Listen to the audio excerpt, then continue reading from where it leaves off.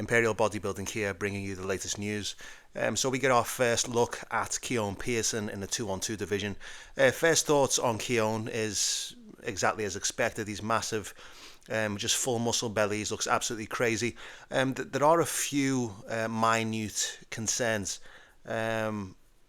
Looking at him a couple of days ago, obviously I thought that he was going to be the next Open champion. Honestly, lads, I think it's the size. He's very short, and that's not a discrepancy on him. It's obviously a genetic thing, but he's only 5'5", 5'4". If he wins in Prague, he said he's going to go and do the Olympia. But this was him, obviously, on his Instagram, and I was blown away. I was definitely missold, let's say. And don't get me wrong, he's an amazing, amazing champion.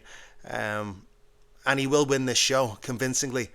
His structure, his X-frame, his conditioning, everything about him is incredible. But I do take it back. I do not believe that he will win a top Open Pro show. Even going up against the likes of Krizo, who is just a mass monster, and he's not even top 4 Krizo. But I think if Keone can make it past Krizo, I'd be very surprised. His closest competitor here was Sean Clarida. And Clarida's finished. He's washed out. Looked very good at this show.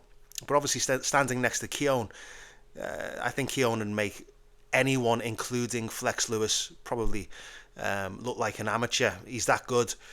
So I'm not taking it away from him. My second concern is the stomach. You can see it here on the abs. They look slightly washed out.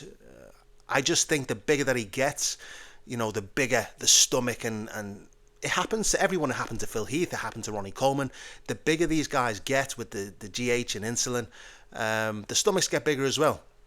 But as you can see here in the back double, he smokes everyone. Clarida is very, very good in the back. But look, you have to take your hat off to Keone. He's a specimen.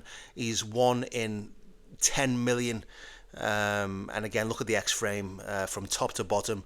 Diced, hamstrings, glutes, absolutely striated. And the detail is incredible.